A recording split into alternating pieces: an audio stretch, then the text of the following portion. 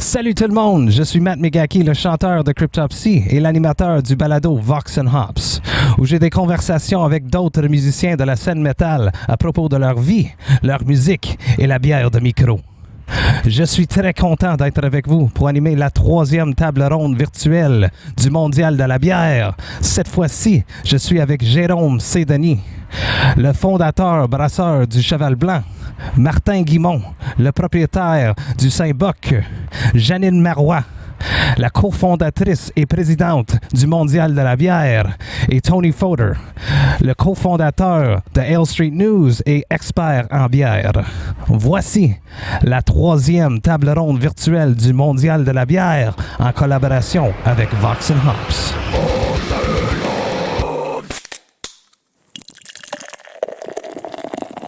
Bonsoir tout le monde, je suis Matt Megaki, le chanteur de Cryptopsy et l'animateur du balado Vox and Hops, où j'ai des conversations avec d'autres musiciens de la scène métal à propos de leur vie, le métal et la bière de microbrasserie. Je suis très content d'être avec vous ce soir pour la 3e table ronde virtuelle pour la mondiale de la bière.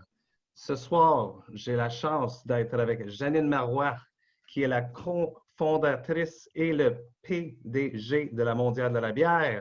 Elle est aussi la présidente de l'Association mondiale de la bière d'Europe. Je suis aussi avec Martin Guimont, qui est le propriétaire de le Saint-Boc brasserie artisanale. Bonjour. Je suis aussi avec moi, j'ai Jérôme C. Denis, qui est le maître brasseur et le fondateur de Cheval Blanc, qui était un des premiers ou la première micro à Québec. C'est excellent, ça. Et on est aussi avec Tony Fodor, qui est un expert en bière. Il est l'éditeur de Ale Street News et il est en train de écrire un livre sur l'histoire de la bière vue par Ale Street News. Comment ça va tout le monde? Oui, bonsoir. Très bien, merci. Très bien, merci. On va commencer avec une question que à chaque épisode de mon balado, je lance à mes guests. C'est une question qui est difficile, mais quand même intéressante en même temps. C'est comment est-ce que vous passez votre année 2020? Est-ce que c'est facile? How are you coping? Comment que tu survis avec 2020? On va commencer avec toi, Janine. C'est difficile.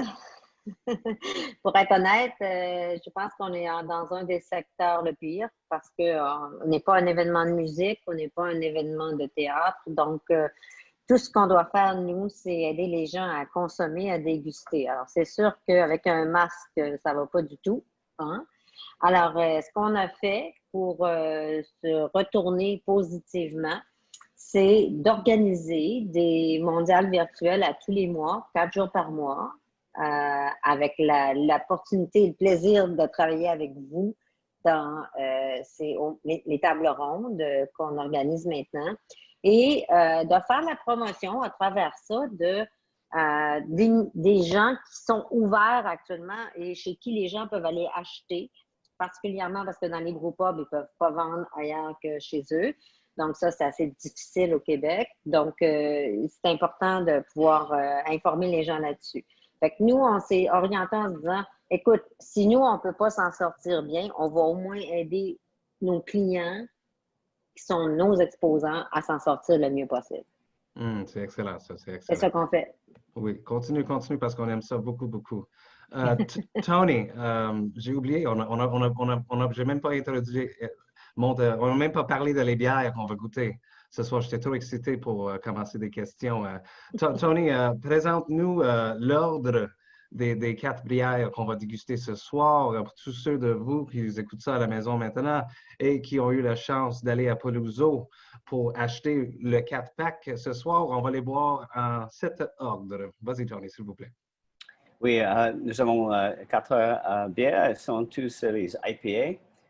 C'est a très big range of IPAs here that I see. So from Cheval Blanc, I think this might be the first one to taste. It's the IPA, Brut IPA. Oh, sorry, my bad. The Brut IPA, voila. Because it's très sec, a Brut IPA style. It usually finishes very dry. I'm sure Jerome can tell us, much more about that.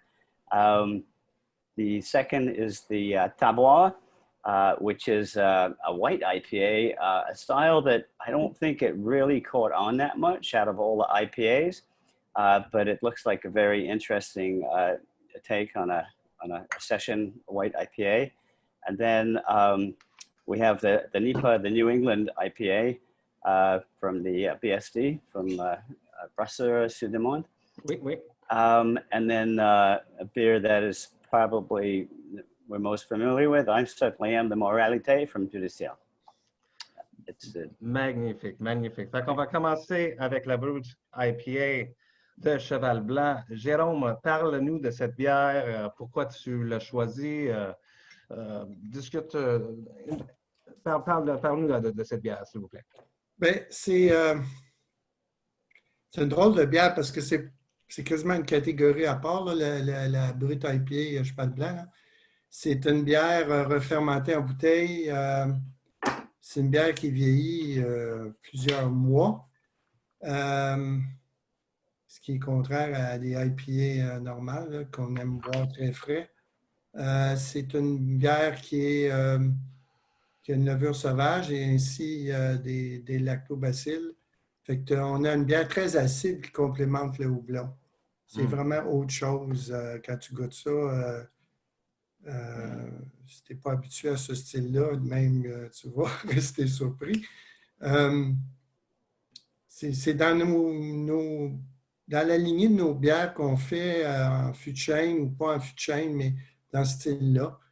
La seule différence, c'est que celle-là, on a décidé de la houblonner plus que les autres bières. Puis la brute, ben, c'est qu'il n'y a quasiment plus de sucre dans la bière. En fait, je peux vous dire qu'il y a 0 sucre dans la bière. Ça a été tout mangé par des enzymes et des bactéries. Fait que chacun ses goûts. C'est un peu pommette. Il faut que j'y regoute parce que... Ça, c'est vrai, ça sent le petit côté... C'est vraiment différent d'une IPA traditionnelle, là, mais ça n'a pas la grosse mousse aussi.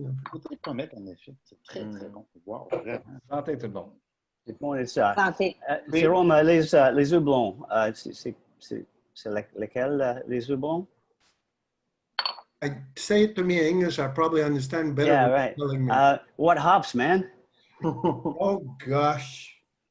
You got me on that one. It's probably Citra and also, gosh, I have no more memory. That's my problem. Citra. I'm getting a very probably Mosaic. Mosaic. Yeah. The hops we use are cryo hops. Oh, okay.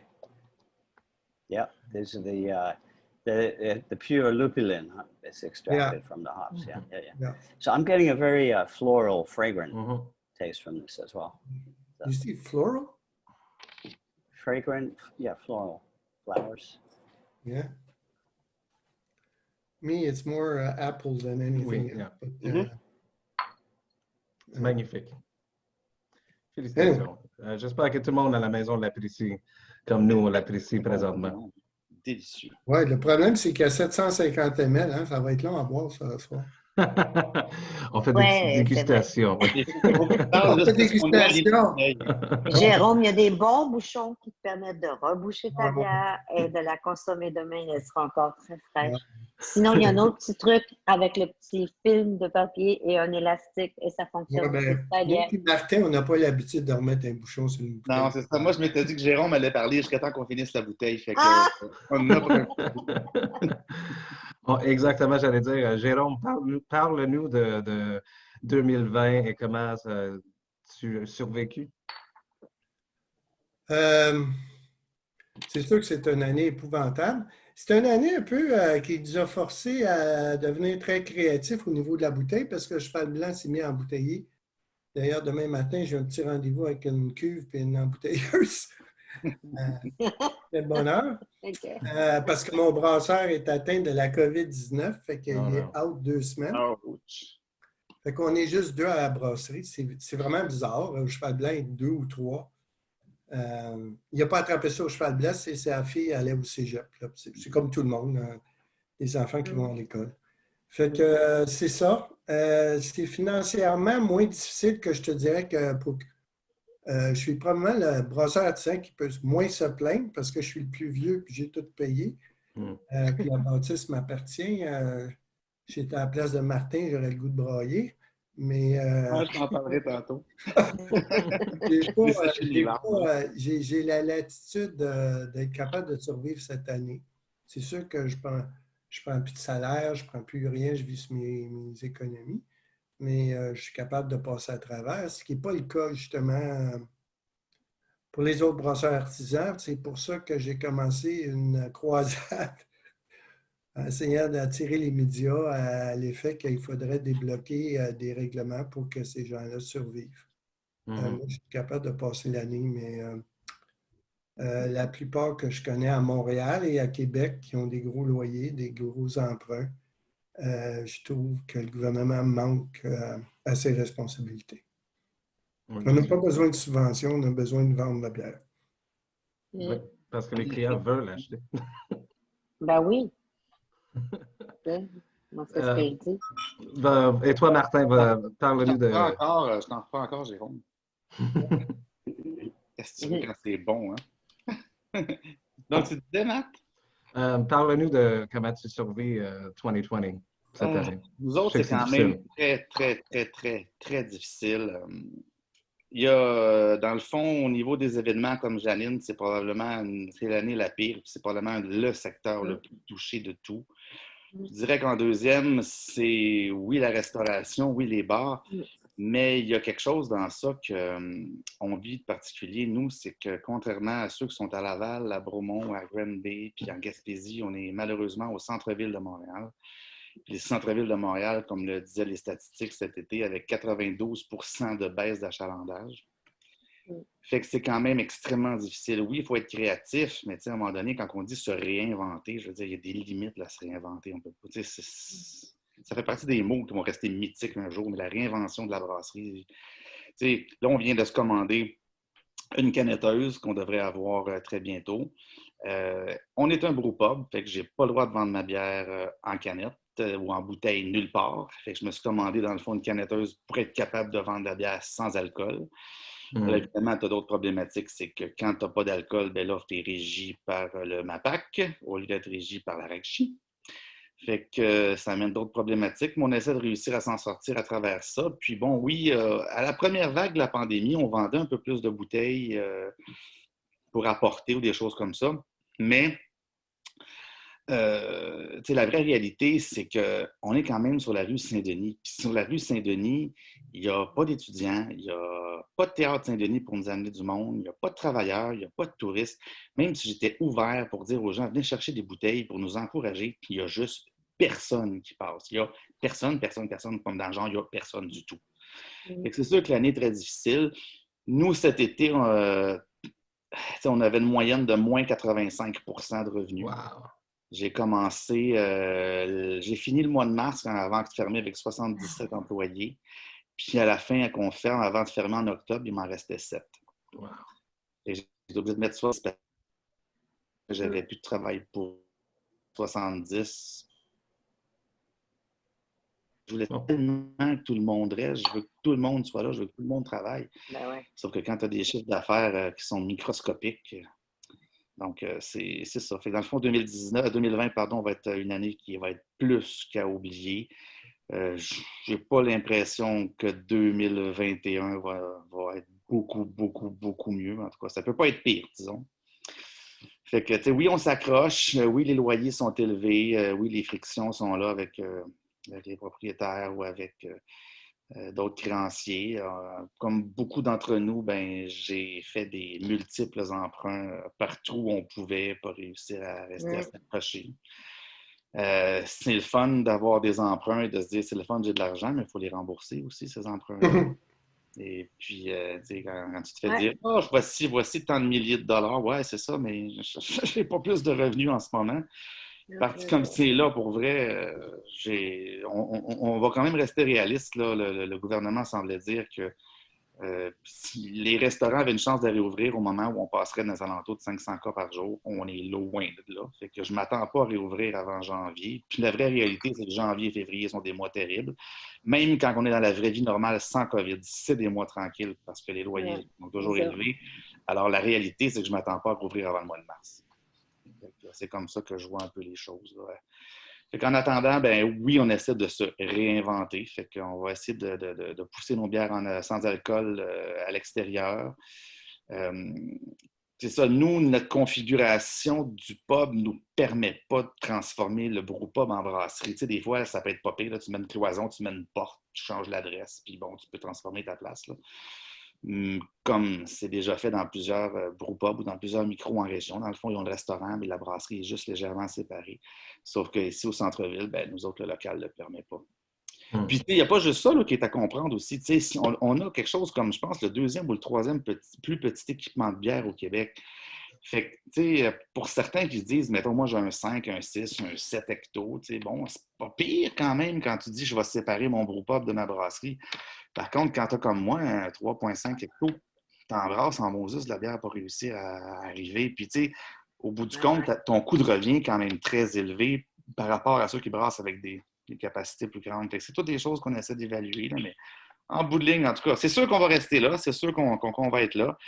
Mais quand les beaux jours vont revenir, ils vont revenir avec une assez grande quantité de dettes qui va faire en sorte qu'ils vont être longs à revenir, les beaux jours. C'est triste. J'ai fait au moins 50 entrevues au Saint-Boc Brasserie Artisanale. Parce que quand les artistes ils viennent à Montréal, ils jouent souvent soit au Club Soda ou au Metropolis. Et au moins 50 fois, j'ai marché avec des artistes pour les apporter boire une bière avec moi pour leur poser des questions à Saint-Boc. Et j'ai très, très hâte de revenir à ces jours-là. J'ai hâte aussi, pour vrai, ça va être très le fun. Et toi, Tony, how about you? How have you been coping with 2020? Well, moi, j'ai la chance. I was lucky in a way that our business, our newspaper, Ale Street News, it was in a kind of a transitional phase. We haven't actually printed since 2018 because everyone was pulling out of advertising in print, same everywhere, right? So we're kind of in the transition to digital publication, have the website, Facebook, that kind of thing. And we're on the point of taking on a new partner to help us with that when the COVID hit. And so everything is kind of on hold, you might say. But I have been lucky. I have a friend who bought a farm in lower New York State in the Hudson Valley. He's developing it into a destination. And I helped him plant a field of hops like a couple of years ago. So I've been growing the houblon, the hops. He has plans for the brewery to go in next year. And there's different people doing different things to help make this into a destination. I have a trailer that he let me park on the farm. So I've been spending 80% of my time on the farm during the summer. And I've become a brewer of mead, hydromel. So I've been making honey wine as well. And one active part of Ale Street News that Martin is familiar with is the tours that we do in Europe, because Martin has been with us to Italy before. The main tour that we do is to Belgium. So we had to postpone it from April to August, and then from August to next April. But we have a very solid group of people with us, and we're still full. We're just waiting to know when we can go. And I've also been continuing to collaborate with the Mondial, as I have for about 20 years, with the Virtuel. So. Very interesting. Very, very interesting. On va tomber dans la bière encore. J'aimerais savoir, c'était quoi votre première expérience avec de la bière? Est-ce que tu te souviens de ta première bière? On va commencer avec toi, Tony. We'll pick it up right there. Do you remember your first beer? My first beer was probably one that I stole from my father in England, where I grew up in the UK. And he drank, back in those days, he didn't like the local beer. The local beer, that generation, they thought local wasn't good, so they he bought beer from the large breweries. But the first beer that I really remember enjoying and getting into was, not quite legal drinking age, which is 18, probably a year or two before that, but it was Real Ale. It was, Camera, the campaign for Real Ale, had gotten going right about the time I started liking beer, and this is cask conditioned beer. So my local brewery in Sussex, Southeast England, was Harvey's, and they're still doing very well today, and they make delicious cask conditioned beer, Real Ale. So I would give them a shout out for that. Yeah. Amazing. C'est très beau ça. Et toi, Jérôme, est-ce que tu te souviens de ta première bière? Oui, pas mal, oui, oui. Moi, je suis de descendance italienne, fait qu'on ne buvait pas de la bière à la maison, même si mon oncle avait une taverne, la taverne Cheval Blanc, on ne buvait pas de bière. Puis ma sœur a déménagé à Londres. Puis à l'époque, c'était, on parle d'il y a 40 ans, le vin coûtait très cher à Londres. C'était pas encore l'Union européenne comme on connaît aujourd'hui. Puis, tout était cher à Londres. Tu vivais vraiment très juste, même si tu avais un bon salaire. Alors, ma sœur, elle m'avait expliqué qu'elle avait commencé à boire de la bière parce que ça coûtait moins cher que le vin et le lait. Alors, on allait au pub, puis moi, je n'étais pas habitué à boire de la bière, fait qu'elle collait une bière qui s'appelait une Lager Lime, mettait de la lime dedans. Puis c'est comme ça que j'ai commencé à boire de la bière. J'avais peut-être 20 ans. Wow. 20 ans, ouais. C'est très intéressant. I could add something to that, Matt, because the first beer first time I came to Canada in 1978, I think, yes, it was, fell in love with a beer called Brador. Molson Brador. Yeah, I've heard the name for sure. Way better than anything else. Yeah. Yeah. Et toi, Janine, ta première bière? La première bière que j'ai aimée, on va dire, OK? La première que j'ai aimée, c'est la Sainte-Ambroise, Nicholson Sainte-Ambroise. C'est ma première bière favorite. Franchement, j'ai goûté d'autres choses avant à la maison parce que j'ai grandi avec mes 3 frères et mon père. Et tu sais, ça faisait beaucoup de gars autour, en tout cas. Et il y avait toutes sortes de bières qui rentraient à la maison avec différentes opinions. Mais il n'y a rien qui avait gagné mon cœur. Et soudain, quand j'ai eu la chance de goûter Nicholson Sainte-Ambroise, ça a été mon coup de cœur. Ça a fait que là, je suis tombée en amour avec la bière, définitivement. C'est une de les premières bières que j'ai aimées aussi. C'est très intéressant. Et toi, Martin, ta première bière?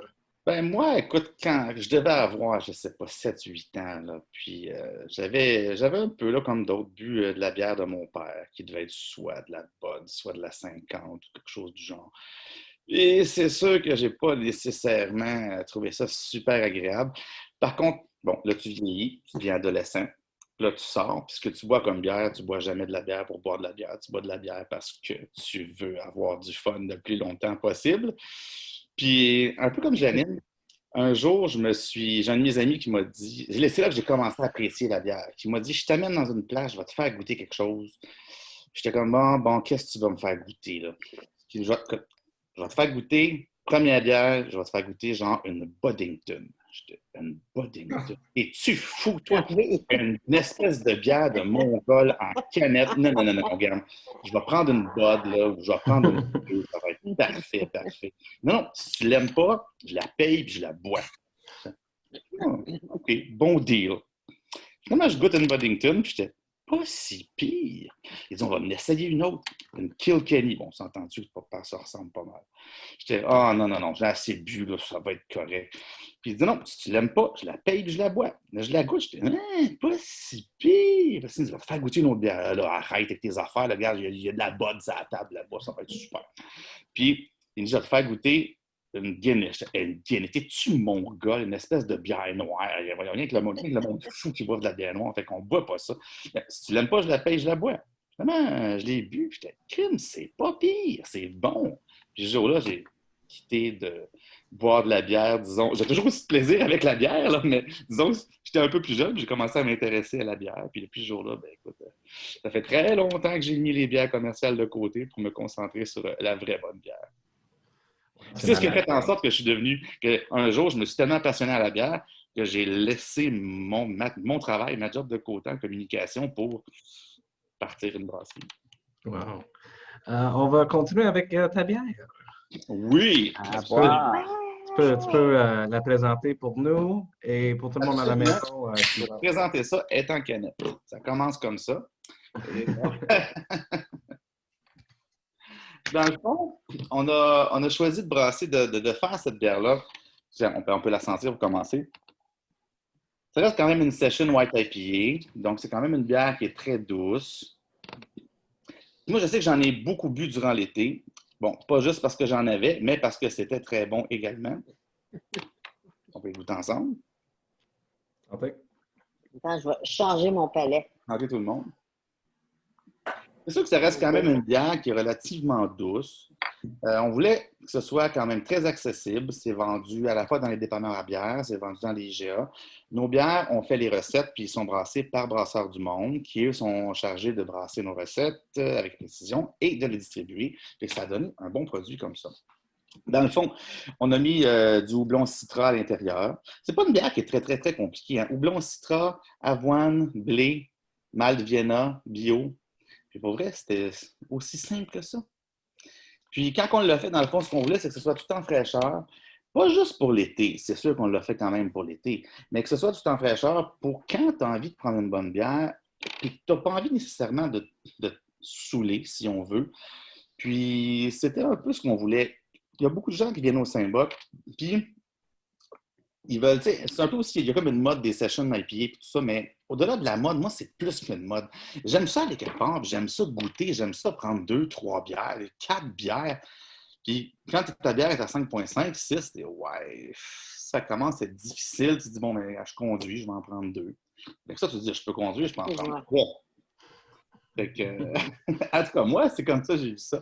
Mais le but, c'était de réussir à garder quand même la qualité, la fraîcheur, puis que ça reste bon durant tout l'été, puis même durant l'automne, puis que ça va être très bon durant le temps des fêtes également. C'est excellent. En tout cas, c'est délicieux. Oui. Je peux dire ça. Oui, j'ai bon. Les textes, c'est côté. Moi, j'aime ça qu'il n'y a pas trop d'alcool. Ouais, moi aussi. C'est bizarre pareil, parce que quand j'étais plus jeune, le niveau d'alcool était un signe de qualité. Hein. Plus tu as d'alcool, plus tu peux payer cher pour une bière. Puis avec le temps, tu fais non, c'est pas vrai. Ça grandit avec l'âge, ça. Oui, exactement. Il y avait la Laura Unibrew qui avait comme mis ça dans l'industrie, qu'il fallait que ça soit bien alcoolisé pour de la qualité. Ah ouais. Ça a pris bien du temps avant de renverser ce genre de tendance-là. Oui, oui. La maudite, tu sais, des bières très fortes. Je me bats souvent au cheval blanc avec les histoires d'alcool. Ils veulent faire fort. Je dis, ah non, pas une autre. Ça reste quand même comme ça, malgré tout. Moi, je le constate. Les gens qui viennent au pub, souvent une bière à, mettons, jusqu'à 5-6 7 peu importe le prix, disons que tu vends ça, 7 $. Ben, les gens vont se dire, ouais, 7 $, OK, c'est bon. Tu arrives à 8, les gens font 8. Mettons que tu dis que c'est 9 $. Les gens vont, non, mettons 7,50. Mettons que tu arrives à 10. Ah là, 7 $, c'est pas cher. Tu arrives à 11, 11,5. Ah mon Dieu, 7 $, c'est donné. En réalité, c'est pas tant ça. Les gens ont cette tendance-là à se dire que plus il y a d'alcool, ben. Plus ils sont prêts à payer. Plus ils sont prêts à payer pour. Non, ouais, c'est ça. C'est comme ça au cheval blanc aussi. C'est différent. Ça coûte la même affaire. L'alcool, ça ne change pas grand-chose dans le coup. Là. Mais tu peux charger une pièce, 2 pièces de taxes de spiritueux. It's a very interesting beer because even though it's not strong, it really has a lot of depth and a broad area of flavors. I'm interested in any kind of spices that you used, Martin? Non, absolument pas. Non? Absolument pas. C'est le citra qu'on a mis à l'intérieur. Puis comme tu dis, on a juste avoine, blé, malt Vienna bio. C'est tout ce qu'on a mis à l'intérieur pour être capable de la faire. Puis c'est pas une bière qui se fait en 3 mois non plus. Là. C'est assez rapide. Là. Ça prend 10 à 12 jours puis c'est fait. And you had this made at Brasseur du Monde, correct? Yes, absolutely, yeah.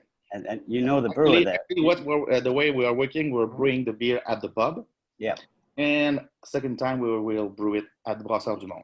Yeah. And you know the brewer there, right? Yeah, of course. Dominique Chaponneau it's a famous brewer, but also it was my first. Right, I remember. When I opened in 2006. Yes, yes. Puis présentement, on a Philippe Tremblay qui travaille avec nous. Philippe Tremblay, il met tout son cœur, toute son énergie. Puis pour vrai, je peux juste le remercier. Puis on parlait de la pandémie tantôt, là, mais pour vrai, il fait partie des personnes clés qui m'aident beaucoup, beaucoup au Saint-Boc pour traverser la pandémie. Lui, il est toujours positif, plein d'énergie. Même quand on est fermé, on travaille quand même toute la journée pour faire des bières embouteillées et tout ça. Des fois, j'ai un peu la mine basse. Mais lui, il est de bonne humeur. Puis, ah ouais, viens-t'en, Martin, on travaille. Je suis comme, OK, c'est beau, on va le faire. Fait que... Puis, il brasse super bien. Fait que... Il est très compétent, très professionnel. Mais moi, j'ai beaucoup aimé son moment où, en plus, quand j'ai fait le lancement de ces kombucha au Saint-Boc, honnêtement, bon, ça a toujours été quelqu'un que j'ai beaucoup apprécié, que j'ai toujours trouvé qu'il y avait en plus un côté extrêmement artistique et humain. Hein? Et c'est un homme assez extraordinaire. Et là, les kombucha que j'ai goûtés, écoute, c'est exceptionnel aussi. Franchement, tu as une personne unique avec toi. Ben, je le sais, puis j'en prends soin.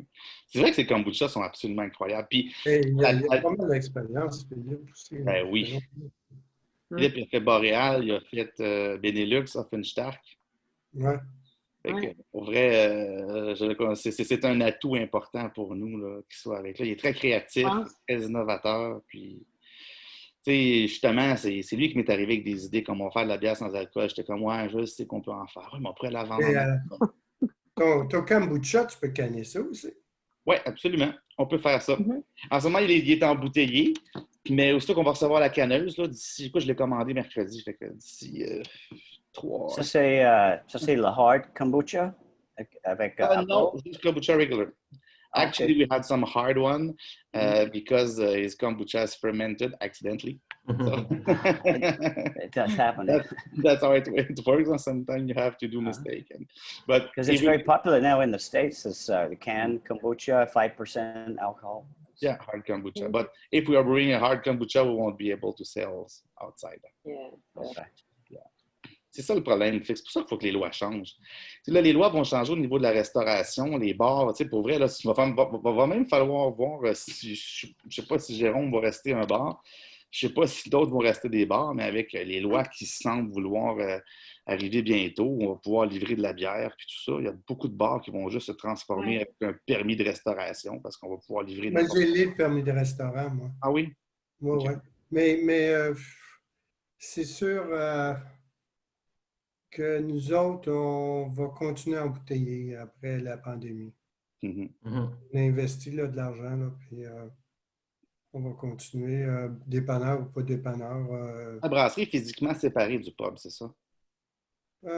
Plus ou moins. C'est sur le plancher, là. Je ne sais pas quand. Avant, c'était dans la cave, mais dans la cave, on embouteille. Okay. Donc, on ne peut pas faire de cannes parce qu'on ne peut pas descendre les cannes dans la cave, c'est la seule raison. Fait qu'on va rester avec la bouteille. On a commencé la petite bouteille. Puis, on ne vise pas des gros volumes, de toute façon. Puis, je me dis, si on peut maintenir un certain volume qu'on a là, ça paye quasiment les frais fixes. C'est bon. C'est intéressant. Ça nous a forcé à... C'est le côté positif de la pandémie. J'ai déjà fait ça. Même pas si tu t'en rappelles, j'ai déjà embouteillé de la cave du Cheval Blanc. Je vendais à SAQ. J'ai fait ça. Ouais. Mais là, mon seul problème, je ne suis plus capable de lever des caisses comme avant. J'ai acheté un convoyeur là, pour monter les caisses parce que là pas mal bon. Puis j'ai fait une... comment tu appelles ça? Jérôme, petite question. You did all the bottling for your brut at the Cheval Blanc, yeah? Yeah. And you have other special series like that in the big bottles? Or yeah, we've got the big bottles. We do the aging bottles, you know, the old stuff, you know, that stays in kegs, in wooden kegs. Oh, yeah, barrel age. It's mostly sour or Savage beers. And now we started a new line with smaller bottles. We bottled last week an IPA. We're bottling this week also an IPA. We're trying to keep it fresh, the IPA. And we're going to have a lager in small bottles also. We got loads of time to do lager. There's no clients, so I can age beer. I have tons of tanks, you know, so there's no problem doing lagers right now. It's Avant, on faisait des growlers aussi, puis c'est drôle, bon, il y a eu une espèce de lancement, mais ce qui est clair, c'est que, tu sais, les growlers, ça fait genre depuis toujours que ça existe aux États-Unis, mais je pense que le Québec a tellement tardé à mettre ce genre de loi-là en application que les gens, quand les growlers sont sortis, ça a passé dans le vide. Oui, on n'a pas l'habitude de ça, on n'a pas la culture de ça. Nous, on a abandonné les growlers aussi, puis on fait 50. Il y avait de la misère avec la qualité. Nous, on en a fait un peu, puis les bouchons, des fois, ils ne tiennent pas le CO2. Il y a toutes sortes d'affaires. Ouais, ça ne me tentait pas que le monde commence à venir et dire cheval blanc, il ne fait pas de la bonne bière. Moi, je suis à l'aise à la refermentation, puis j'ai une embouteilleuse à contre-pression qui est plus compliquée, là, mais je suis capable de travailler avec ça plus facilement que le growler. Je ne pense pas que ça va pogner, le growler. Je ne connais pas grand monde qui ont continué. Dans les brasseries artisanales, là, la Corrigan, elle l'a arrêté. Elle avait acheté une machine growler en plus. Puis... Ah, ouais, OK. Ouais, mais... Moi, j'en ai fait pendant peut-être 6 mois, puis finalement, quand tu en vends 2 par semaine, tu fais « Ah, t'oublies ça, arrête. » Ouais, puis aussi, quand tu as bien du monde au bar, tu ne veux pas qu'ils... Ouais, c'est long, hein? Ça te prend un staff de plus occupé pour faire le growler. Ouais, c'est ça. Ça peut être, quand la Russie nous a donné la permission d'utiliser d'autres formats, on a tout de suite switché. Vous savez, le crowler, not the growler, but the crowler, just the can with the big steel can. top. Yes, Yeah. so two-pint can, and you Yeah, have the I machine, you love put the top on it. Yeah. It's popular, but No, most I- people in the I don't- States... Je sais pas si c'est légal au Québec encore, ça. Tu as le droit à tous les formats. Ouais, OK. Artisanal, là, du moins que tu fais ça dans ton aire de production. Tu peux vendre des fûts si tu veux aussi. Mais, yeah, you know who did that is in Bas-Canada when they started in Ottawa. Oui, In je me Hull. souviens. They had those cans. He was filling it up with a gas thing, like a gas thing, and he Yeah. kept it. They fill it right from the tap, and Yeah. they have it's a reverse can opener. You put the top Yeah, on. but, you know, when you do it that way, there's not a huge shelf life, especially if No. you get these. You know. No, On it's va for parler take de- home and drink it. It's quite popular in US, the crawler. Yeah, it is. But everyone's been doing But the cans. US, you know, they drink that and they vote for Trump. So you gotta No, But some of them will vote No, for... the people who drink craft, I hope. most of the people who drink craft beer do not vote that way. Let's hope so. On va parler de la mondiale parce que, tu sais, on est ici pour ça. J'aimerais que Janine, tu nous expliques comment ça a tout commencé. Ah, tu sais, ça a commencé parce que j'ai rencontré deux jeunes hommes, non, trois en fait, ils étaient trois jeunes hommes qui voulaient une étude de marché, puis moi j'aimais ma petite business de communication. Alors, ils sont venus, ils sont passés devant ma porte. En fait, même que le premier est passé en joguant, puis il a dit « Ah, tiens, je vais regarder, peut-être qu'elle, elle pourrait faire ça pour nous, l'étude. » Alors, c'est comme ça que ça a commencé. Puis, il a fait l'étude et ensuite, les résultats étaient positifs. Et donc, les amis du début m'ont demandé de m'associer avec eux pour démarrer l'événement. En gros, c'est ça. Hein? Et moi, j'avais déjà travaillé en événementiel pour le Salon des métiers d'art pendant plusieurs années. Et tout de suite, quand on a commencé à réfléchir à l'idée, c'était hyper positif et hyper excitant. Puis mes collègues, eux, ils avaient voyagé partout pour aller vérifier les idées, tout ça. Moi, je faisais juste de la belle théorie administrative, c'est bon. Et puis là, tout d'un coup, on s'est retrouvés à démarrer l'événement. Écoute, vous ne croirez pas ça, là, mais on a travaillé sur ce projet-là depuis 1992.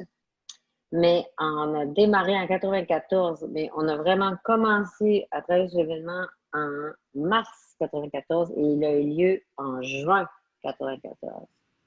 Ça veut dire qu'on a une très... là, je mélange entre l'anglais et le français, mais en une very short period of time, on a vraiment réussi à faire cet événement-là. On était 3 personnes. Wow. Okay? Juste 3 personnes. 25 okay? ans déjà, c'est fou, hein? Comment? 25 ans déjà. Hey, écoute. Y a-t-il des photos de Janine il y a 25 ans en train de faire le monde? Non. Non, c'était la 27e édition cette année, là. Oui, c'est ça, N'oubliez 27. pas, là. Ça C'est prendrait des photos incroyable. de 94 qu'on puisse voir, là. J'ai amené des photos de 94. Mais tu sais, Faisait- à l'époque, faisait 38 Celsius. Ah oui. écoute, on a eu une énorme canicule le jour de Dans l'événement. le Vieux-Port. C'était Non, hallucinant. Non? On Non, était à l'Esplanade, à la Place des Arts. Hmm. on était C'est sur de le l'asphalte. premier mondial. Écoute, les gens se baignaient dans la fontaine, là, à l'Esplanade. Puis, écoute, c'était hallucinant, c'était extraordinaire. Puis, on parlait de brasseries, à un moment donné, qui ont disparu, puis tout ça. Mais, écoute, Brassal a connecté un réfrigérateur de trop sur le système électrique. Il a fait sauter tout le système électrique. Là, mon gars d'électricité qui louait les tentes et tout, il était énervé. Il est arrivé, il dit « Hey, écoute, là, tu sais, ce gars-là, là, on va le sortir du show, là, s'il ne respecte pas les règles. » Moi, je suis comme « Non, tu ne sortiras personne du show, là, OK, là?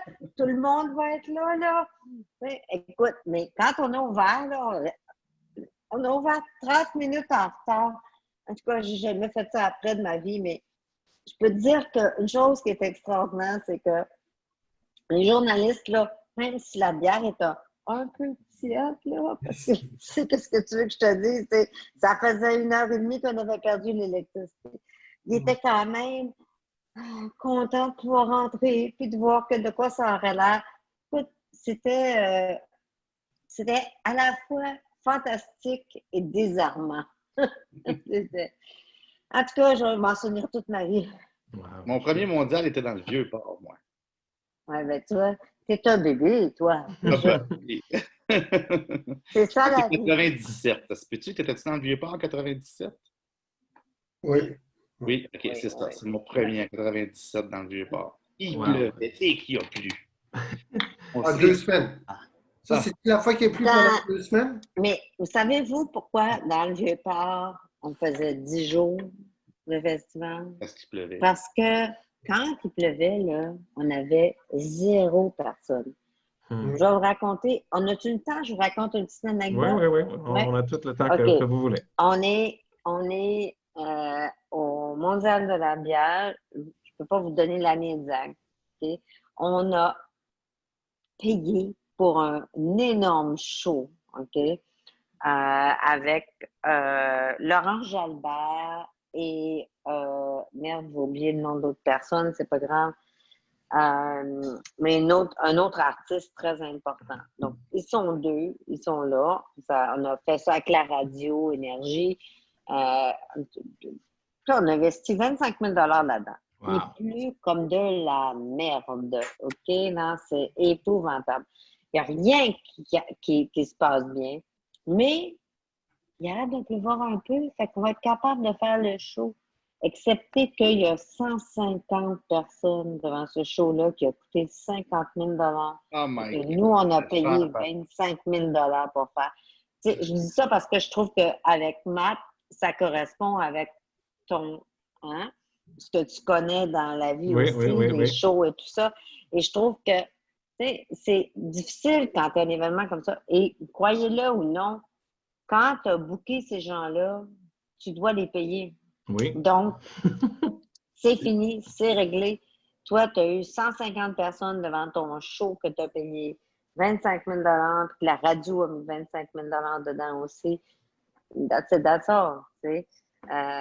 Fait que, mais réellement, là, écoute, tu sais, c'est des réalités que il n'y a personne qui peut te dire que ça va arriver avant que tu l'essaies. Ouais. Fait que, qu'est-ce que tu veux que je te dise? Il va pleuvoir 15 jours? Parce Ben, qu'on a ouais. eu un frigo de trop en plus durant le spectacle parce que ça n'aurait pas été drôle. Attends. Le spectacle, là, ils ont failli l'annuler. Au moins, ils l'ont fait pour les 150 personnes qui étaient là. Parce que s'il y avait eu trop d'éclairs, trop de problèmes électriques, ils l'auraient annulé, là. T'sais. Fait que ça a été comme ça, au moins qu'il l'annule. Je me disais, au moins, je vais payer. Puis nous autres, on l'aura vu. On va continuer avec cette bière-là que j'ai choisie pour cette discussion.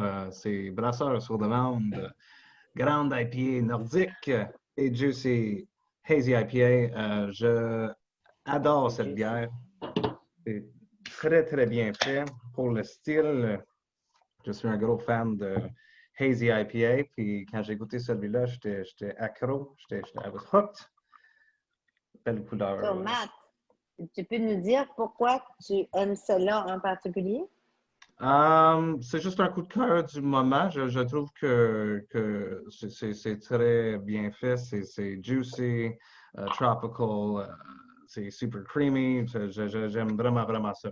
Ils font du Tony is a big fan of Hazy IPA too. So. C'est très bon. Hein? Yeah, that's all you can find in the States now is on the East Coast. It's juicy hazy IPAs.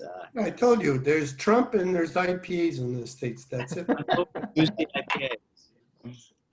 Alors, et toi, Jérôme, est-ce que tu te souviens de ta première expérience à Mondial? J'imagine que c'était la première. Ben, j'ai commencé avec elle. J'ai Exactement. commencé à la Place des Arts.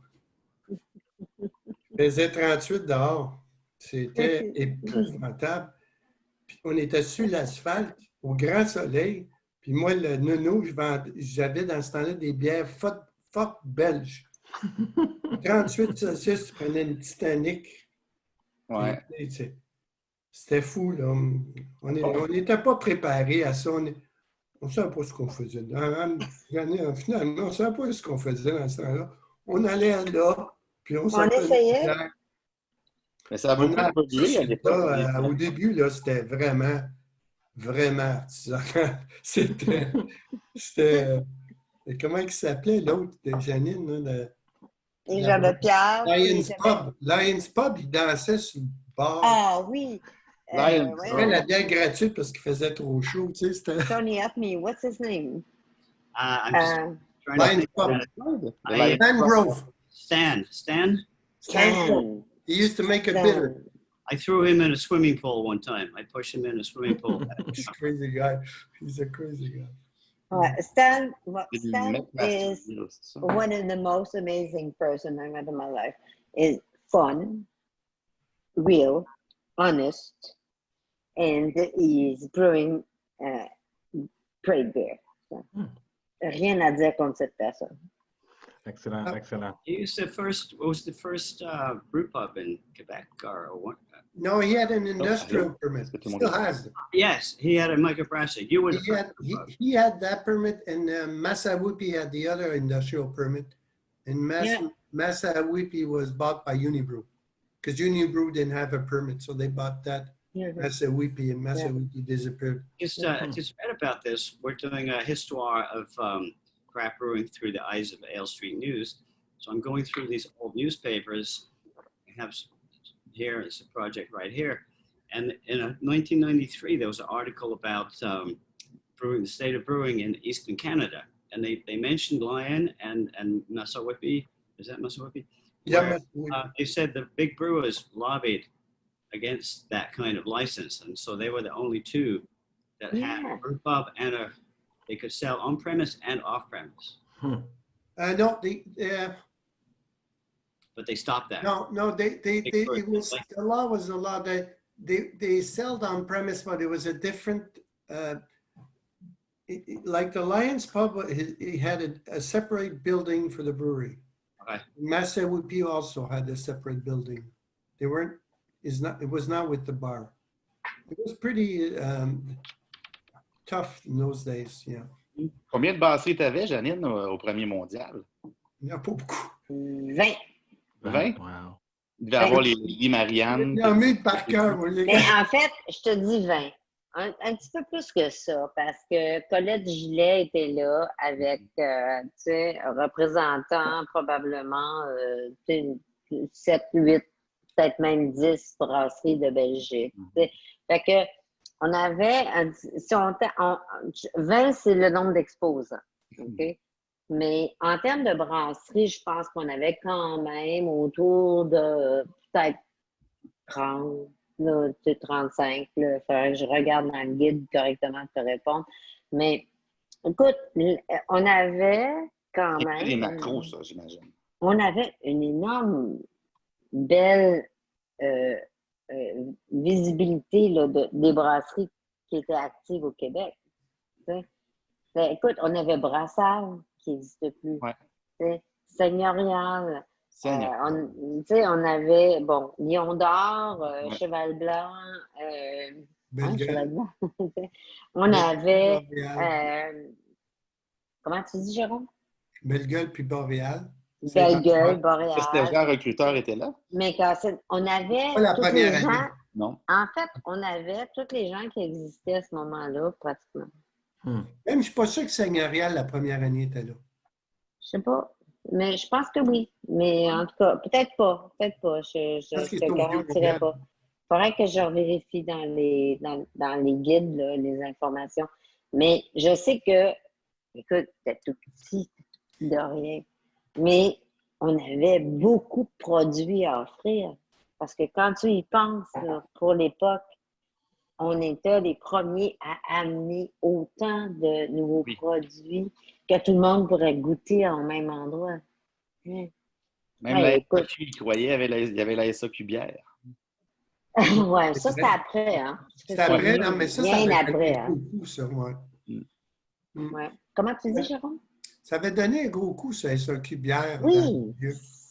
Ouais. Moi, en tout cas, je peux même pas comprendre pourquoi ça n'a pas fonctionné, ça.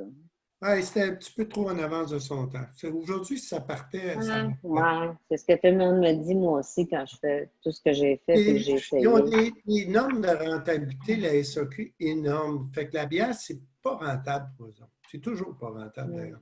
Ok. Moi, l'ancien président de l'association, j'ai été allé voir le président de la SAQ, puis c'était après Tremblay. Lui, Tremblay, c'était lui qui avait fait rentrer Ouais. la SAQ bière. Parce qu'il aimait de la bière. C'est tout simplement ça. Puis l'autre, après, il venait de métro. J'ai le métro. Puis j'étais dans son bureau, puis il a pris une bouteille de vin de 75 85 puis il a pris une bouteille de Cap Tourmente ou de Titanic Cheval Blanc, puis il les a déposés à la table. Puis il dit, tu vois, il dit, ça, la marge, cette bouteille-là, je fais tant. Tu vois, je fais 50 cents. Ouais. Tu prends la même place. Mais c'est pas payant pour moi pour avoir ta bière. C'est réducteur. Ouais, c'est ça. Hein? C'est le profit avant tout. Ben, c'était ça le fond de la discussion. Puis c'est à partir de ce moment-là, ils ont arrêté d'acheter de la bière. Aujourd'hui, à cette heure que les dépanneurs ont tous pris le marché de la bière, il y a quelques années, il y avait été question que la SAQ commençait à s'intéresser à ça. Il est trop tard, tu as perdu le marché, c'est tout. Et là, on perd du marché, définitivement. C'est malheureux parce que là, nous autres, on va essayer d'en présenter une bière, mais c'est un réseau fantastique parce que tu peux envoyer ta bière en Gaspésie pour le même prix qu'à Montréal, puis tu es payé. Oui. Non, mais c'est vrai. Tu es payé. Parce qu'envoyer de la bière dans un dépanneur à Gaspésie, là, puis tu n'es pas payé, là, c'est qui va aller chercher l'argent? Je prends des notes pour ma bière sans alcool, en tout cas, Jérôme. Non, c'est ça. C'est les gens disent, ils prennent des grosses matchs, Oui, mais attends que tu tombes sur un dépanneur qui ne te paye pas. Ça efface tes ventes de les 10 autres dépanneurs. Me trompes-tu, M. Guimond? Non, c'est vrai. Ben, en fait, moi, ça vu que c'est Brasseurs du Monde en ce moment qui fait tout, ben, tu touches à rien. Mais comme là, la bière sans alcool, elle va être brassée vraiment dans notre pub, dans le brew pub, ça me permet de prendre des notes, surtout que au début, on pensait distribuer nous-mêmes, faire les choses nous-mêmes dans peut-être 5-10 dépanneurs, mais j'ai été approché par un distributeur qui m'a dit, moi, je t'achète ta palette, je te fais un chèque, je m'occupe de tout. Je suis comme moi, hein, c'est peut-être une belle option. Comme ça, si tu ne te fais pas payer, ben, c'est toi qui vas s'arranger avec le problème. Ouais. Ouais, c'est à réfléchir beaucoup, mais tu as raison, effectivement. Je ne vais pas descendre en Gaspésie chercher 200 pièces. Je vais arrêter chez Pitt, par contre. Il y avait quand j'ai commencé à vendre la bière, je livrais moi-même. Puis j'ai parti mon usine, j'ai une belle histoire pour ça, une anecdote. Puis je livrais moi-même, puis vraiment moi-même. Puis j'arrivais avec un diable, je mettais 3-4 caisses, puis je livrais ça à un dépanneur ou un autre. Des dépanneurs spécialisés, il n'y en a pas beaucoup, mais ils m'appelaient. Puis il y en avait un sur Saint-Zotique, 2 Grecs. Puis je dépose les 5 caisses, puis c'était de la Loch Ness, puis j'attends. Il dit quoi? Ben, j'ai dit le chèque. Il dit, tout le monde, c'est 30 jours, 60 jours. Je dis, non, not with Jerry. It's no money, no candy. Fait que là, il m'a payé tout de suite. Pendant 10 ans, quand il allait à Mondial, il venait me voir. Hey, you, no money, no candy.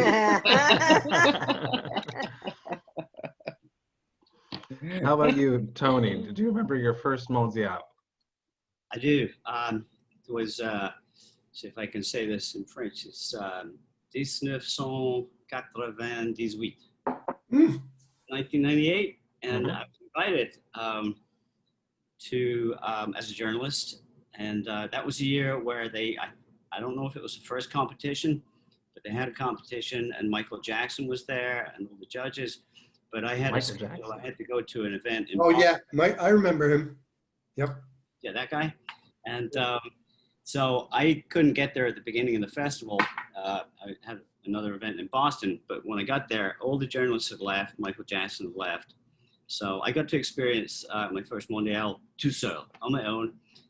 Janine set me up with her manager. It was Lucy something. Oui, Lucy. She gave me a bunch of coupons and sort of showed me around. And after the first few booths, she's just like, this guy's okay. He knows what he's doing. So went around the festival. I got to experience Montreal on my own. I think the hotel was in Chinatown. Had a great time. Loved it. And then I came back 2 years later with the Ale Street News, and we presented the paper. And I think that was a time when Bill Owens was there and did Medieval Beer with Deborah Wood. They actually made the site. And then soon after that, Janine and I started collaborating with our newspaper, Ale Street News. We needed to go digital. We were still doing the old-fashioned paste up the newspaper. And Janine was, well, I can do that, So we worked out a symbiotic relationship where we promoted the Mondial in the U.S.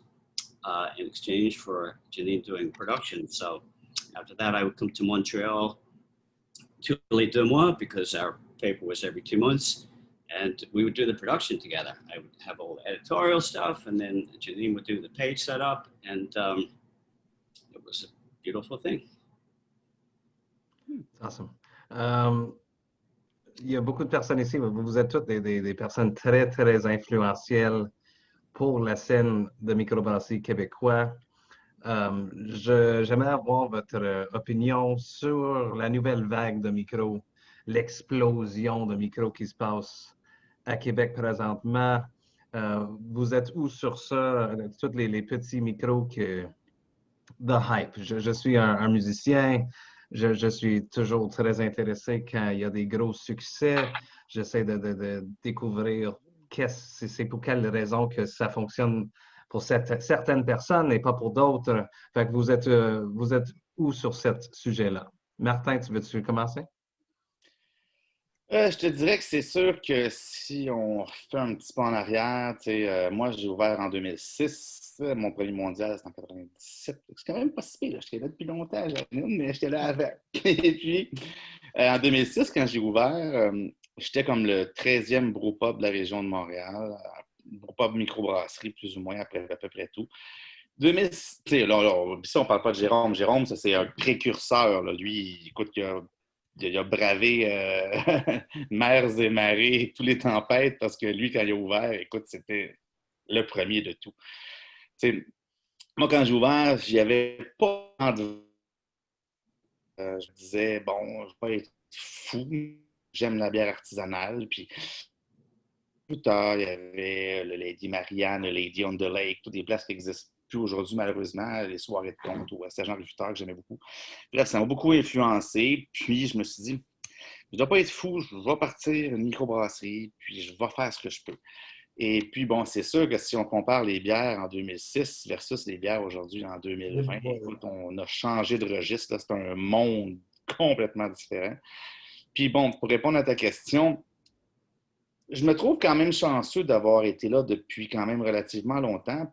Ben, du moins, vraiment pas comme toi, Jérôme. Ben, toi, tu as créé le concept, en tout cas, du moins ici. Mais c'est ça, c'est. Je me dis, bon, oui, j'ai été influencé. Je me rappelle tellement quand j'ai fait. Écoute, j'ai dû tellement taper ses nerfs à plein de monde. Là. Je suis allé voir Jean-François Dudiciel puis Stéphane. Puis il y avait aussi à l'époque une de leurs partenaires qui était là. J'étais allé voir toutes les microbrasseries du Québec, ou à peu près, pour aller m'asseoir avec eux, pour aller luncher avec eux, pour leur demander comment ça se passe, comment tu vends, comment tu fais, comment tu brasses, où est-ce que tu achètes ton équipement. Ils devaient tous se dire, écoute, je ne sais pas s'il va partir quelque chose, ce gars-là, mais asti qu'il me tape ses nerfs. Mais finalement, après toutes ces années-là, avoir fait le tour, ben, j'ai parti un petit quelque chose et qui était le symbole. Mais là où j'en viens, c'est ça, c'est que, ben, tu sais, je suis content d'avoir fait ça. On a beaucoup évolué. Aujourd'hui, écoute, je pense qu'il doit se partir entre 25 et 30, c'est pas 40 ou 50 microbrasseries par année au Québec. Je pense qu'il y a de la place. C'est sûr que sur les tablettes de dépanneurs, il y a de moins en moins de place. Fait que malheureusement, il y a un épurage, un écrémage qui se fait. Les moins bons s'en vont, les meilleurs vont rester. Et puis, par contre, en termes de brewpub, tous les petits villages peuvent en avoir des brewpubs. Puis Dieu sait qu'il y en a des villages au Québec, puis je pense qu'il y a de la place pour beaucoup, beaucoup, beaucoup encore. Mais ce que ces brasseries-là font, ils arrivent avec des connaissances différentes, des influences différentes. Puis je pense que ça nous pousse, chacun d'entre nous, des fois, à nous regarder et à essayer de nous dépasser nous-mêmes, puis de nous repositionner pour dire, écoute, il y a telle chose qui est sortie. Ouais, écoute, c'est intéressant. Là, t'en achètes, tu goûtes. Bon, mais c'est vrai, je n'aurais pas goûté à ça. C'est pas nécessairement qu'on veut toujours copier, mais que, tu sais, veut pas. Un jour, quelqu'un a copié Dieu du ciel. Un jour, quelqu'un a copié Jérôme avec le cheval vert. On s'influence les uns les autres pour trouver des nouvelles idées. Et qu'à quelque part, je pense que tout cet univers-là des microbrasseries qui poussent et qui continuent à pousser, ça amène juste pour le mieux. Pour tout le monde, ça amène de la variété. Puis, tu sais, en bout de ligne, il y a une chose qui est bien importante. Fait que chaque fois qu'il y a une microbrasserie qui rouvre, c'est du monde qui vont boire de la bonne bière. Puis des fois, là, c'est 1 micronième de pourcent de moins de bière, de gens qui vont aller acheter de la Molson puis de la Labatt. Puis on l'a vu au cours des années, les parts de marché de la microbrasserie ont augmenté à un point tel que maintenant, de temps en temps, on se fait écouter par le gouvernement. Ce qu'on n'avait pas il y a très, très longtemps. Fait que moi, je pense que c'est une très bonne influence. Puis pour vrai, chaque fois qu'il y a une microbrasserie qui rouvre, je suis toujours bien content de ça. Très bonne Est-ce que réponse. je peux ajouter quelque chose là-dessus, Matt? Oui, vas-y. Tu sais, je me disais, tu sais, quand tu es le premier festival de bière au Québec, c'est notre cas, hein, en 1994, et que maintenant, il y a 27 festivals de bière au Québec, OK?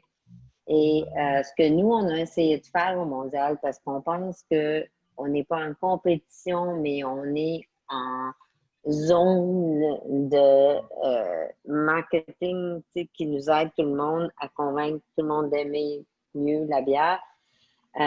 On voit ça très positivement. Moi, au Mondial de la bière, on a créé ces réunions-là qui sont ces rencontres de festivals de bière pour s'entraider, à savoir si on pouvait, entre nous, aider des choses. Mais, tu sais, ça, c'est des petites choses que nous autres, on fait que pas beaucoup de monde savent, tu sais, c'est pas grave que les gens ne savent pas. Mais l'important, c'est qu'on le fait. Hein? Puis actuellement, écoute, on a créé, c'est ça, les brunchs des brasseurs, puis les brunchs des festivals au Mondial de la bière, chaque année depuis, ça doit faire au moins 5 ans qu'on fait ça. Parce qu'avant 5 ans, il n'y en avait pas beaucoup. Mais là, maintenant, il y en a beaucoup. Ouais. Alors, mais comme premier festival, je pense que c'est important que nous, on exprime le fait que c'est pas important qu'on soit sur le festival, c'est important qu'il y en ait de plus en plus parce que c'est important que tout le monde puisse avoir accès au maximum de bières de qualité de microbrasserie du Québec. Très intéressant. Et je vais te laisser continuer à nous parler pour introduire ta choix. Mon choix. Mon choix, ton choix. Ah ben, ton choix, mon choix. La moralité. Dieu du ciel, c'est mon pub de quartier. J'habite tout près. Maintenant, il y a un nouveau pub de quartier qui s'appelle Île de Garde, qui est encore plus près, que j'aime beaucoup. Mais Dieu du ciel, pour moi, c'est le meilleur moment de ma vie qui est arrivé après, on va dire, mes cousins. Alors, Dieu du ciel, pour moi, cette bière-là, la moralité, c'est la qualité la plus exceptionnelle dans les IPA que je bois, moi, dans mon goût. Tu sais, au nez et au goût. Si vous la sentez, cette bière-là dégage des arômes agrumes, c'est fruité, c'est vraiment exceptionnel. Et quand tu la bois, en plus, tu as une extraordinaire amertume dans la bouche. Pour moi, c'est une des meilleures IPA dans ce style que j'ai bu et que je bois encore autant que je peux. C'est un classique. Mon ancien coloc était le premier serveur de Dieu du ciel. Et c'est bon. Wow! Et puis, il est resté à ce qu'il m'a dit comme 4-5 jours. Jusqu'à ce que Patricia, je pense, à l'époque, ou Stéphane vienne le voir pour lui dire « On ne peut pas te payer. On ne peut pas te garder. » Il a dit « Non, c'est correct, je vais rester. On n'a pas une scène, il faut qu'on travaille, nous autres. » Il a travaillé là 4-5 jours. Oui, Patricia, je sais. Le pire, c'est qu'on est revenu à ça. Là. Oui, on est pas mal revenu. Le pire, c'est ça. Pas de payer! Exact. Et toi, Écoute, Jérôme? pour vrai, je fais du boss boy puis je fais du bar depuis le début de la pandémie. Ça fait longtemps que je ne m'étais pas mis au boss boy. C'est parfait, il faut travailler. Mais Et on fait de tout pendant la pandémie, Martin. Moi, j'ai même vu Jérôme peindre lui-même sa terrasse Ben, ouais. sur la rue. Jérôme, j'étais là quand tu l'as peint, ta terrasse. Puis moi, j'ai nettoyé personnellement, décapé et réorganisé tout mon bureau. Attends, maintenant, on est vraiment performant. Tu as oublié de dire que tu critiquais les coins que j'avais oubliés. Oui, c'est vrai que t'étais pas... La Janine est assez contrôleuse. Ouais, en J'ai fait, aimé ça. Janine, durant le mondial, elle est venue m'aider, mais à vider mes kegs. On a pris une coupe de bière. C'est correct. Pas ça, à vider des kegs, c'est plus facile avec elle. Quand tu peinture, puis elle dit, t'as oublié le petit coin. Et toi, Jérôme, tu te positionnes... tu es juste honnête. Tu te positionnes où envers toutes les nouvelles microbrasseries, The Hype, The Haze Craze, Smoothie Sours, tout ça, quand tu es l'original? C'est un peu comme Martin dit, il faut se réinventer constamment maintenant. Je trouve ça un peu stressant. Parce que avant, tu pouvais rouler une bière une couple d'années. Là, c'est plus ça. Ça marche, c'est la nouveauté. Là. Ça te prend la Double ASD Fruity IPA qui vient de sortir. C'est pas juste la Double IPA, c'est le moment que tu l'as lancé, le moment, comment qu'il dit, le gars de Gaspésie, sur Rachel, là, Ah oui, Pete Caribou. Ouais, le gérant, là, il me disait un soir, il dit, tu sais, Jérôme, il faut créer un hype tout le temps. Ouais. Ça n'a pas rapport avec le liquide qui est dans la canne ou dans la bouteille. Il faut quasiment que tu crées une nouvelle bière à toutes les semaines. C'est ça qui est difficile. On a passé à une autre affaire, avec les réseaux sociaux, avec tout cet environnement-là, c'est très difficile maintenant parce qu'il faut que tu crées un hype. Vraiment, je vais te donner une idée. Exemple, IPA brut, on l'avait embouteillé, elle était là, on en vendait, mais pas plus qu'il faut. Puis là, tout d'un coup, quelqu'un a découvert ça, a fait un hit sur les réseaux sociaux, puis on s'est mis à en vendre la fin de semaine après, comme on n'a jamais vendu. Mais c'était la même bière, c'était la même étiquette. Fait que c'est ça qui est difficile. C'est que des fois, tu as des... J'ai une question, Jérôme. Oui. Avez-vous quelqu'un qui travaille sur vos médias sociaux Non, pas à temps plein? J'ai un gars un petit peu à temps partiel, mais encore là, il fait du bénévolat pour moi. Là. À ce moment-là. C'est ça. Mais quand je suis revenu au Cheval Blanc, le Cheval Blanc était très en retard. Puis, je me suis concentré là-dessus. J'ai collé des études d'agence de communication. Tu veux-tu expliquer qu'est-ce que tu viens de dire, Jérôme, par quand je suis revenu au Cheval Blanc? Parce que c'est peut-être pas clair pour les autres personnes. Ah oui, ben oui. C'est comme si tu me parce que parlais moi, à j'ai moi. vu Cheval Blanc brasserie artisanale, j'ai vu microbrasserie Cheval Blanc. La microbrasserie Cheval Blanc, j'ai vendu au brasseur RJ. Puis j'ai été directeur de production pour brasseur RJ pendant 18 ans. Wow. Et après ça, j'ai pris ma retraite des brasseurs RJ, je suis retourné au Cheval Blanc. Et au Cheval Blanc, c'est ça, les réseaux sociaux, tout ça, ils étaient pas. C'est tous des artistes. Puis, même moi, je le savais à cause de RJ que tu ne peux pas survivre si tu ne crées pas des hypes. Fait qu'on a commencé la première année, c'était notre 35e anniversaire. Fait que j'ai fait des collaborations à travers toute la province de Québec. Ça coûtait assez cher, mais ça a remis le Cheval Blanc dans le milieu, si on peut dire. Puis, mais moi, en tout cas, je ne sais pas toi, Martin, moi, je trouve ça angoissant. Tu ne sais jamais quelle bière sortir, tu ne sais jamais. Ben, c'est ça. C'est très angoissant. Sortir. Avant, on faisait une bière, puis on savait qu'elle était bonne, on l'envoyait, puis tout le monde prenait des pains. C'est plus ça. Ce qui est un peu difficile aussi, c'est que tu peux avoir, mettons, comme nous autres, plein de bonnes bières qui sont des classiques, mais tu as l'impression que c'est jamais, jamais assez. Ça prend toujours plus. Puis, tu sais, on peut caricaturer un peu, mais ça va te prendre justement la Double Milkshake AZ IPA, NEIPA de l'Ouest et de l'Est mélangés ensemble pour être capable de réussir à créer quelque chose. À quelque part, oui, c'est un petit peu une caricature, mais c'est un petit peu ça aussi. Fait que moi, ce que je trouve un petit peu le plus dur, c'est que tu as l'impression que tu fais une recette, tu vas la faire 2-3 fois, puis après ça, c'est terminé. Il faut que tu passes à autre chose. Il faut toujours que tu aies du nouveau, puis que tu aies toujours des nouvelles bières. C'est coûteux quand tu te mets à embouteiller.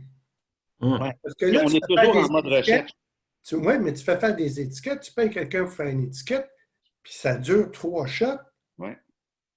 Ah ouais, c'est exactement. Ça ne dure pas longtemps. Puis, veut pas, il y a toujours quelqu'un qui va dire ben, ta bière est super bonne, mais l'autre à côté a fait la même affaire, mais il a mis ça dedans, c'était mieux. OK, parfait, je vais essayer de faire ça. Veut pas, même nous, avec le temps, on a appris à s'améliorer. On n'a jamais été parfait. Là. On a commencé dans les débuts. Au début, on brassait des blondes, des rousses et des blanches. Aujourd'hui, tu as l'impression que, boy, le monde, c'est tellement plus ça qu'ils veulent. Les gens, ils veulent des bières extraordinaires. Mais c'est correct que les gens aussi veulent avoir des bières qui sont de plus en plus exigeantes ou ils ont développé leur goût, ils ont développé leur papille, et puis veut pas, on est responsable de tout ça. C'est nous qui leur avons affaire de développer ces qualités-là.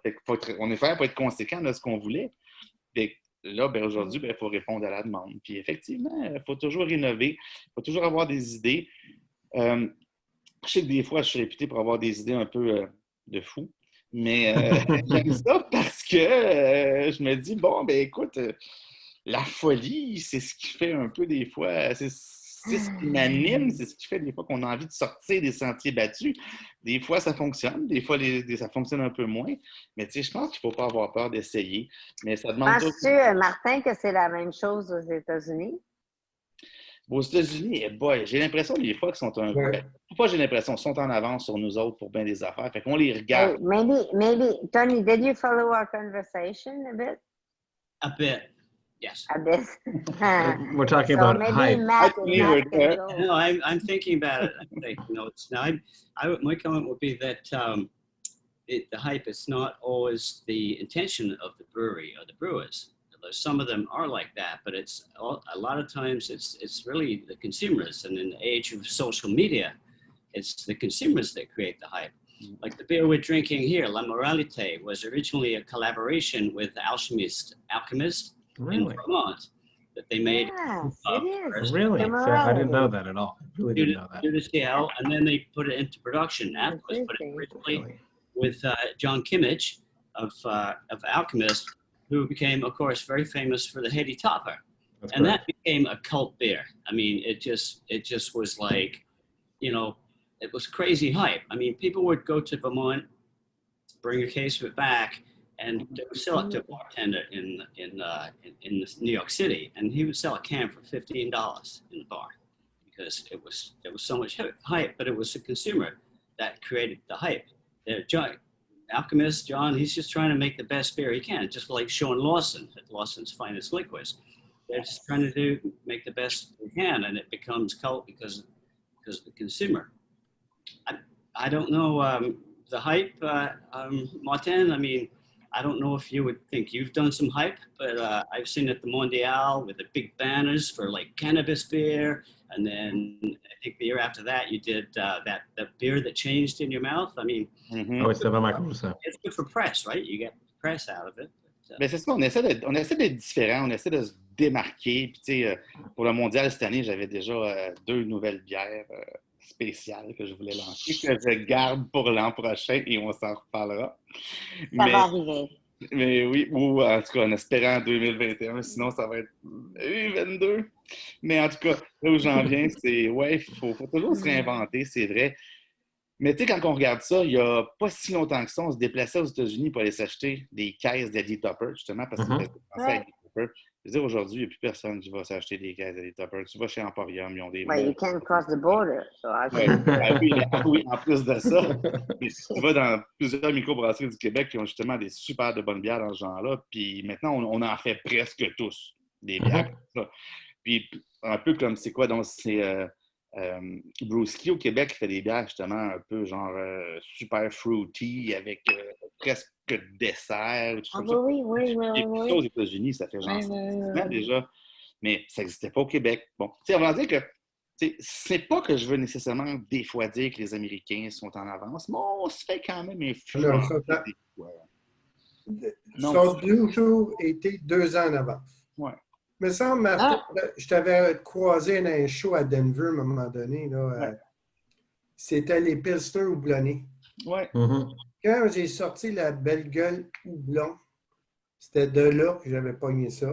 J'ai vu que ça s'en venait. Mon boss pensait que j'étais fou. Il voulait que je fasse des IPA puis des noirs.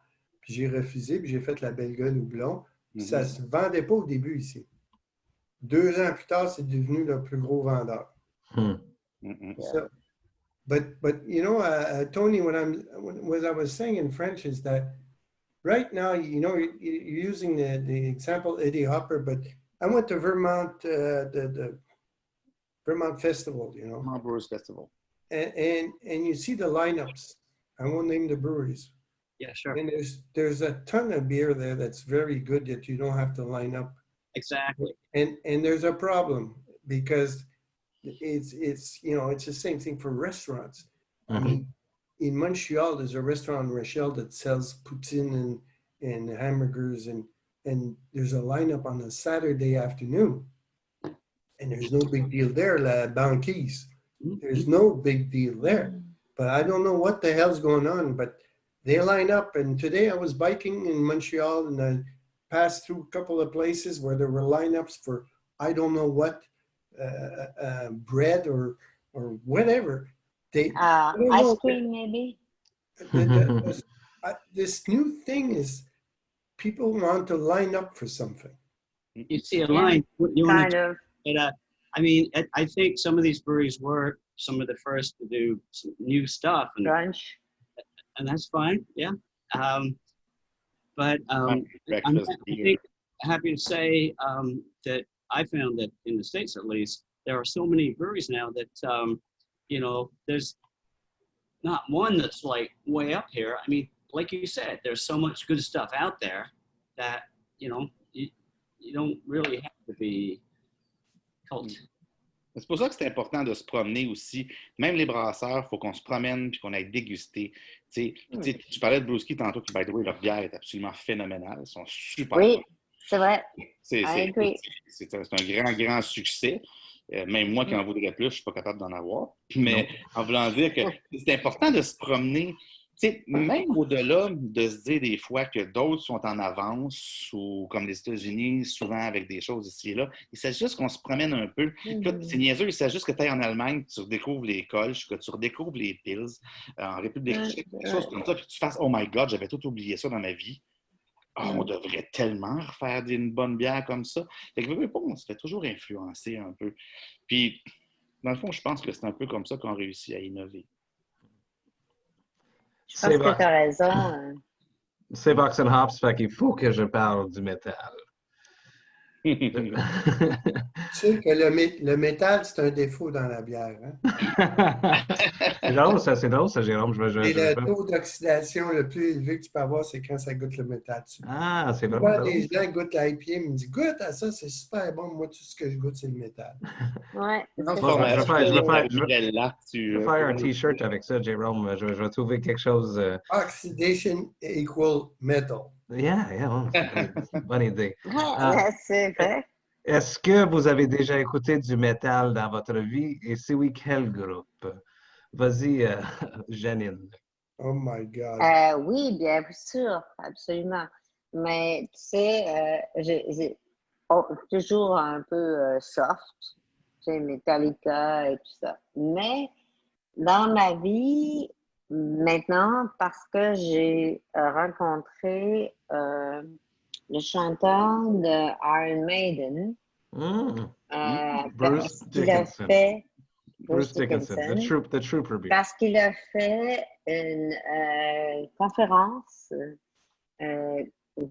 c'est très intéressant. The Brewer Association of USA, which conferences I used to go. With keynote. En anglais, je ne sais pas. Quoi, en tout cas, il était le keynote speaker Wow, oui, c'est de vrai, cet événement. Oui. Et moi, quand j'étais là, j'ai trouvé que, franchement, c'était une personne extrêmement intéressante. Bon, c'était un pilote d'avion. Il a dédié un de ses avions. Il a acheté un avion, dédié un de ses avions à son groupe de musique pour les permettre de voyager un peu partout à chaque fois qu'il jouait. Voilà. Et sa carrière est extraordinaire. Et elle est extrêmement reliée à la bière. Alors, pour moi, cette personne, c'est la personne la plus intéressante et elle est aussi en relation avec un de nos clients, amis, une personne qu'on aime beaucoup, Buddy Brown, au Brésil, qui est à Curitiba. Alors, c'est vraiment, honnêtement, je ne peux pas ne pas aimer ce groupe à cause de ça. Ah, c'est malade, c'est malade. Et toi, Jérôme, est-ce que tu as une relation avec du métal? Aujourd'hui, non. C'est sûr, quand j'étais jeune, c'est Def Leppard puis des affaires de même. Là. Cool. Aussi, il y avait deux gars qui étaient jumeaux, qui étaient blond-blanc. Mon Dieu, je ne me rappelle plus le nom. Là. Et ça, c'était la grosse guitare là, dans le piton. Là. Oh mon Dieu, je ne me rappelle plus le nom. Mais malheureusement, j'ai arrêté ça, tout ça, quand j'ai commencé à avoir des enfants. Puis, mes enfants, eux autres, quand ils sont rendus au secondaire, c'était du rap. Je suis très bon dans le rap. Parce que je les amenais faire du ski avec leur chum, puis ils mettaient ça dans le crise de truck pendant 1h30 de temps. Le rap, j'ai été initié à ça comme quand j'ai commencé à boire de la IPA, c'est à peu près le même feeling. Puis, mais là, aujourd'hui, je suis vraiment plus vraiment là-dedans. Là. Je suis plus old school. Là, en tout cas. C'est parfait, c'est parfait. How about you, Tony? Have you ever dived into the rabbit hole of extreme metal?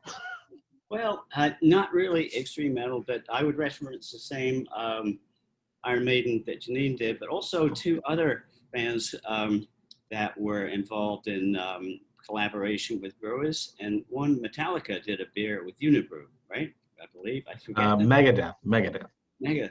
Oh, Megadeth. Okay, excuse me. And I forget the name of the beer, but I À tout le monde. Yes, that's right. Mhm. I remember I was in Montreal when it was released, so I remember tasting that. And then there's a brewer in New York State, upstate New York, Butternuts Brewing, that did a collaboration with Anthrax. Oh, very cool. Yeah. And closest I ever really got to any kind of metal was Black Sabbath back in the day. There would be no metal. Black Sabbath is the Jérôme.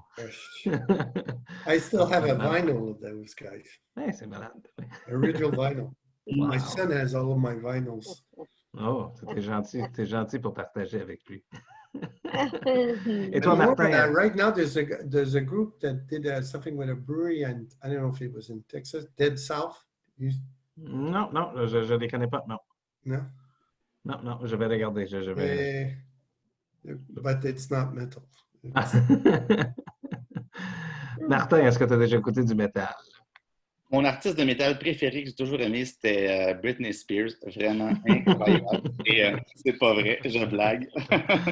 Non, pour vrai, c'est juste que, tu sais, quand j'étais plus jeune, j'écoutais du Metallica, du Megadeth, du Def Leppard, du Iron Maiden, du White Zombie, du Rammstein. Donc, ouais, j'ai toujours aimé ça. Quand tu veux t'imaginer que tu as les cheveux longs, parce que je les ai jamais eu longs, parce que je suis pas capable, parce que même quand j'ai fait pousser, je me suis dit, écoute, durant le COVID, genre 4 mois pour me faire couper les cheveux, 4 mois pas de barbe, je me suis dit, ils vont bien finir par, non, jamais, ils font juste ça. Ça t'empêche pas de continuer à t'imaginer qu'ils sont longs, pareil, quand tu fais aller au son de la musique. Mais... C'est malade. Exact. Sur ce point-là, je veux dire que un merci à tout le monde. Je suis très content d'avoir passé cette soirée avec vous. Merci à tout le monde à la maison qui nous regarde présentement. J'espère que vous avez bien aimé notre dégustation qu'on a partagée ensemble et la discussion. J'ai vraiment aimé ça. Je veux dire un gros santé à tout le monde. Levez vos verres. On va se dire. En disant que 4 bières, ça passe vraiment trop vite. Oui. History with the L Street News, 1992. Oh, wow! This is Charlie Papazian and visiting New York. Oh, Charlie. Wow. 1992, you said, Tony? Yeah. Chris's grandfather. It's almost as old as you, Jerome. Yeah. But do you know Chris guy, his grandfather now? Chris Bowers. Hi, Christian. Yes, your friend, your copain. Yes. Yeah, he's La grandfather. chouffe. Yeah, he's grandfather since 4 days. And you're not grandfather yet? No, I'm grandfather twice. I got. Okay. But his sons were slower than my I son. might be soon. My daughter just got married, so. Awesome. Oh. Yeah, boy, everybody's getting older. Okay. Merci, Loving you guys. merci tout le monde. Merci. Bonne soirée. Merci à tous. Ciao.